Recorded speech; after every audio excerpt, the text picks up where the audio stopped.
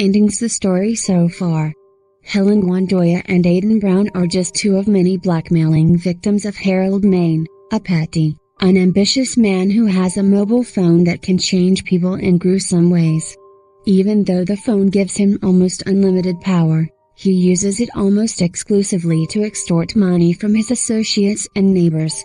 Thanks to Maine, Helen is thalidomide impaired, and her daughter has been murdered by Aiden, an ordinary man turned grotesque, invisible half-man half-lobster pedophile by the same man. Nevertheless, the two are forced to act together if they are to escape Maine's clutches, and manage to enlist the help of another victim, ex-radio presenter Jeff Mentony, who Maine has altered so that everything he says is auto-corrected. Between them, they come to the realization that they will never be free as long as Harold Maine lives.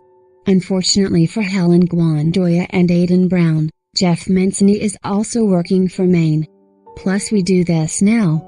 I don't know, said Aiden. Maybe we should. I'm not giving you a choice, said Helen. We do this now. The last thing he'd expect is for us to strike him at home. We finish this. We get rid of him and then, what? What then? We go back to normal. We get arrested? We stay as we are? Even in the relative safety of Helen's home, Aiden's voice was hushed. You can't get arrested, Helen countered. Nobody can see you. Aiden took a swig of whiskey, the platelets on his face clicking in appreciation. He savored the taste before swallowing, allowing its warmth to permeate itself through his corrupted, none-such system. He can see me, he said finally. His claws clacked and closed fitfully. He'll fucking see me and everything will be lost. What if he can read my mind? How do you know he can't do that right now? How else would he know about us? I don't know, Helen admitted. What would you suggest? Do you think waiting is a good idea? I sure as hell don't see him getting any weaker as time goes on. And I sure as fuck don't see us getting any stronger. So what's the plan? We go to his place. I knock on the door. He opens it. You burst in, I leave. You find out how he does what he does. We know he overwrites something, you find out what. Make him change us back. You kill him. You leave. How you do it is up to you, but I can't be there. I can't watch. That's the plan? You knock on his fucking door? And then a crippled monster who can't even fucking walk without sticks, is expected to somehow interrogate and then kill him? How? That fucking breath? Jesus. What if he's got company? What if he's out? What if I can't do it and he screams and people come? Jesus, what would he do to me after that? What would he do to us? You think it would be worse than it is now? I don't have hands anymore. I don't have a daughter anymore. Helen rounded on Aiden. And you're a half-crustacean child-murdering pedophile. We live in dread every minute of the day. There is no release from this. How does it get worse? Aiden shrugged and leaned forwards, massaging his apologetic lung. I don't have answers, he said. What about the fan club? There might still be others like us. We could band together. We tried that, said Helen. Don't you remember Olivia Hume? The self-harmer? We're not X-Men. Even if we found somebody, and you know that won't happen now, what could we do? Everyone's too scared to help. Not everyone, said Aiden. True, said Helen. She turned to the third person in the room, the one person who had yet to speak. You're the only person who's on our side. What do you think? I think type rockery, said Jeff Mentony. I think you're rockery. He stopped and gathered himself. Rockery. Right. Aiden straightened up again, his good hand forming a fist and kneading the small of his back as he did so. Jesus, it fucking aches, he complained. Mentony continued, ignorant to his presence. The VB Lash told me Exodus CVs and CV are all on his own turf. Aiden snorted in derision. Wow, he's on your side, he said, hold the front page. Helen disregarded him. Carry on, Jeff, she said. Itself the lady thing he'd elect, he said. Last thing he's expect an attack on Gata on Peppery. On his own property. That's easy for you to say, Aiden said, and a noise like ruined laughter came from his throat. Helen shot him a warning glance. Oh come on, he said. And anyway, where's he going to be when the shit hits the fan? Doesn't matter, said Helen. Whatever help he can give, she turned quickly to Jeff. You can give, will be appreciated. Even if you're just a lookout. Whatever you can do, we'll take. Jeff Manzini pulled something from his jacket. A stubby black cylinder with prongs at the end. Aiden Brown's good eye widened in amazement. Fuck me, he exclaimed. Is that what I think it is? Jeff placed it carefully on the coffee table. It's a traitor. Tray. Razor. Fuck. Silecroft socks. Electric socks. Shocks. A taser? Helen asked. Jeff Manzini nodded. Aiden whistled. Guess that swings things back in our favor, Helen said. Okay, come back here before 7. We'll finish this before the dawn. Jesus H. Christ, said Aiden. This is madness. How the fuck do you expect this to work? Helen shot him another withering glance and he raised his claws in capitulation. Okay, he said. Okay. You win. He won the see another sunrise, Jeff said. No, Helen agreed. He won't see another sunrise. Jeff Manzini nodded silently, thinking about his last conversation with Harold Maine. Less than a week ago the man had woken up, shit-covered and terrified, and demanded that Jeff come round straight away. He had suffered the most vivid nightmare, Maine said. He had been attacked in his home by Helen and Aiden, and they had literally turned him into excrement. He had come apart, flesh turning to dollops of dung as he watched, and, as Helen, the love of his life, walked away, the lobster monster had dragged him into the tiny bathroom and flushed him away forever. Just a dream, but horrific nonetheless. Maine trusted Jeff Manzini, he said. He had told him that if he helped foil such an attack in the future, he would give him his voice back. Hell, he would make him a star. So now, with just such an attack mere hours away, the ex-radio presenter had a difficult decision to take. He had promised to help Maine, and if he did, he would be relatively safe, but he would never be free. He looked at Helen, at the ruin of her arms and hands. At her hollow, sunken eyes.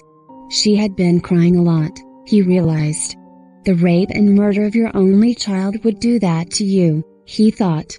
His eyes went involuntarily back to her birth defects. Her disfigured, malformed fingers, her tiny T-Rex arms. He shook his head, the road suddenly clear, and made his choice. You can VB reply. VB relying. Rely CV on me, he said. Plus Carol Paris waited in the unmarked car. The sun was low in the sky, a baleful beacon in the gathering dusk. Come on, she whispered. What's going on? A heavily built man gestured for her to wind down her window. She shook her head. He brought out from his jacket an ID badge and held it for her to see. He came round to the passenger side. She opened the door, and Lieutenant Dmitri huffed into the seat next to her. She repeated her question. Always wondered what you look like, she said. What's going on? Things have come to a head, said the agent. Our hand is being forced. Shame, because we were about to put COVID surveillance in place. Too late now, we waited too long. Oh, and Caruso says he told you so. He did he? It's no secret he wanted a meet and greet weeks ago. He doesn't know why we had to, he doesn't know a lot of things, Carol said. Leave it at that. Okay. Damned right, okay. So what's going on now? Why the sudden activity? F1 and M2 have just turned up at Harold Maine's apartment. MTF is on its way, they should be there any second. Hopefully they're not too late. Christ, said Carol. Time is 21:17. We'll be there in 10 if the traffic's good. Yeah. I just hope whatever made us hang back with this one was worth it. Plus Helen stood at the main door of Harold Main's apartment block and looked at the watch Mancini had bought her just for this occasion. 8:37. Aiden and Jeff Mancini had gone ahead of her, walking quietly and anxiously up the stairs to the 5th floor, lost to their gloom in the badly lit hallways. The plan, such as it was simple. Aiden and Jeff would go first and hide around the corner of his apartment. There was no danger of Aiden being seen, after all, although the smell would sooner or later give him away. Helen would follow them up and knock on Main's door.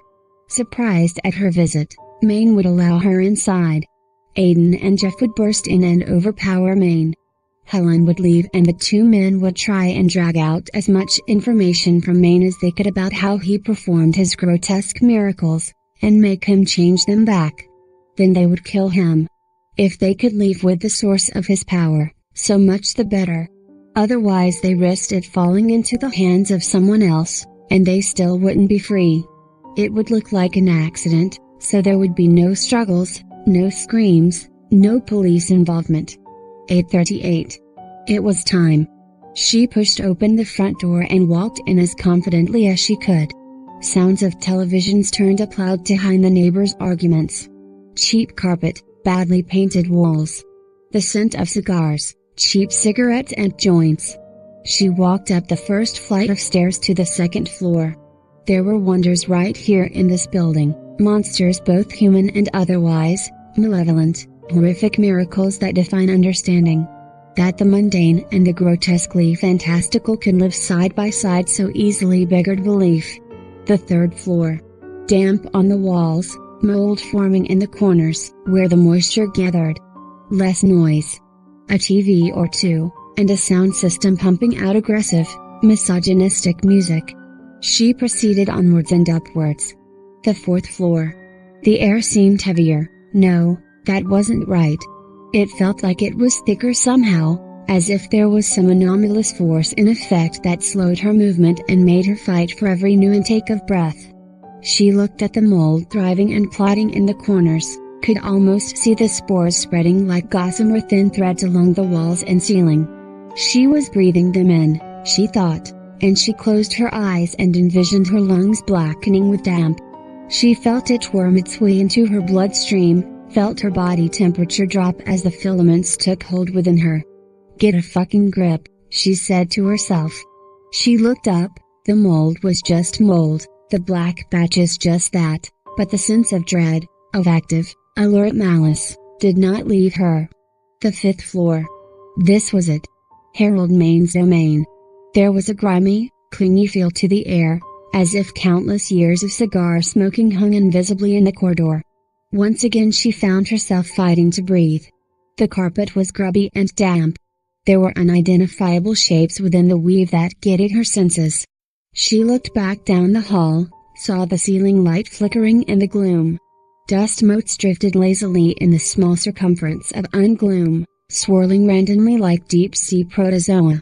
It felt like she had somehow found herself on the seabed. And wouldn't that be appropriate, for a lobster man and a woman whose hands were more in keeping with something crawling on the ocean floor? The patterns on the carpet spoke of chasms and unfathomable, dank darkness, of things hidden and waiting and hungry in the depths of the world. Was this why the air felt so heavy, because she was underwater, and an ocean of weight was above her? She pushed the images from her mind as best she could and counted down the numbers on the doors. 39, 40, 41, 42. She stopped. Unlike the others, this door had a heavy metal grill placed over it, locked from the inside. She listened for a moment. There were sounds of life inside. A radio, running water. Metal on crockery. She knocked on the door, vaguely aware that she was almost about to lose control of her bladder, and waited for a reply. Around the corner, she hoped, Aiden and Jeff were poised to strike. There was movement inside the apartment. Noises getting louder as the occupier grumbled his way towards the spy hole. The plan was shit, she realized. It had zero chance of working. Her only hope was to flee. She was about to run, no longer equal to the task ahead of her, When the door swung open inwards and the monster she had come to unravel revealed himself. It regarded her initially with surprise, then greed, then suspicion through the locked grille. It was a creature of few words. "Fuck," said Harold Main. "What the fuck are you doing here?" He peered over Helen's shoulder into the hallway behind her. "Fuck," he said again. "You alone?" "Yes," she replied. "You look nervous," he noted. "I wanted to talk to you," Helen offered. "Why?" "I was hoping that maybe I feel so alone. Since Angela died." "Oh yeah," Maine grunted. "I heard about that." She felt his gaze drift down to her ruined arms. "I'm sorry for your loss," he said, but he licked his lips with absent-minded wanting. I can't talk out here." "Yeah," Maine said. His eyes narrowed. "Something smells fishy, doesn't it?" "I don't know," Helen said, her heart suddenly pounding in her chest. "Christ," she thought. "Please don't see through this." Maine watched her bosom heave, entranced by the rise and fall. "I just knew I had to come here," she said. The words almost failed her. Around the corner, Aiden's legs shook. "Just open the fucking grill." Maine pondered. He had always wanted her and she was here at last. Helen Wandoya fought the surging panic. She knew she looked terrified and vulnerable, broken and desperate. That's what Harold Maine would want, that's what he would expect. Her one chance at entry into the apartment depended on lust overpowering common sense. Around the corner, Jeff Mancini and Aiden Brown gave one last prayer to whatever God still cared for them, and steeled themselves for the horrors ahead. The time was upon them. The time of reckoning. Maine raised his eyebrows and clicked his teeth. Then, his eyes never leaving her, he unlocked the grill and cast another look around the hallway. Satisfied that she was indeed alone, he pushed the metal frame outwards. "You'd better come in," he said. The metal grate swung open. The apartment beyond was dark, illuminated only by a silent television and the neon signs outside. Maine wiped his forehead as he beckoned her in. "This must be my lucky fucking day," he whistled, and Helen Gwandoy crossed the boundary silently. Behind her, an ex-radio jockey and a blasphemous, crippled child murderer checked one last time for witnesses, and swung around the corner. Harold Maine had minutes to live. He would be found dead by a secret organization, his head lodged face down in the toilet, apparent victim of a bizarre accident. He would not be missed or mourned. Jeff Mancini picked up his pace. He knew the lobster thing was right behind him, although he could neither see nor hear it. He held the taser under his jacket, reassured by its weight, and counted down the door numbers. 45, 44, 43. He reached 42 just as Gwandoy disappeared inside. The neighbors left or right or above or below would not call the police or raise the alarm, no matter what ungodly noises they heard. And if the police did come, they would be waylaid and distracted. A mother suddenly screaming for a lost child, a dispute between brothers that would spill out into the corridors and slow things down. There would be confusion and chaos. They knew what was expected. And so did Jeff Mancini. He grabbed the metal grill even as Harold Maine swung it shut and pushed past Helen Gwandoy. He could feel Aiden Brown's presence behind him, hot and damp and vengeful, and he guessed that Maine could see him too. Why else would he have just lost control of his bladder, if not at the sight of the lobster thing at his door? His next words confirmed it. "You!" Harold cried, and his face was white with fear. Aiden Brown pushed past both Helen and Jeff and grabbed Maine by the throat. He turned back to Helen and panted, "Get out. Go." She looked at Mancini briefly. He was readying the taser, waiting for Aiden to bring Maine down. Although Maine struggled, he was undone by Aiden's extra bulk, his vestigial legs and carapace weighing down the man even as he cried out in alarm. He sank to the floor with a shriek. Aiden looked back at her again. "Go!" he shouted, and this time she obeyed, but not before one last glance. Jeff Mancini was standing over the two entangled on the floor, taser in hand, ready to deliver the incapacitating blow. Each of the three looked more terrified than the others. She fled the apartment in tears. Suffering was suffering, no matter how well deserved. The door slammed shut behind her and she half ran, half stumbled down the corridor and down the stairs until she reached the bottom. She sank down sobbing onto the floor, gasping for breath, and waited for damnation or deliverance.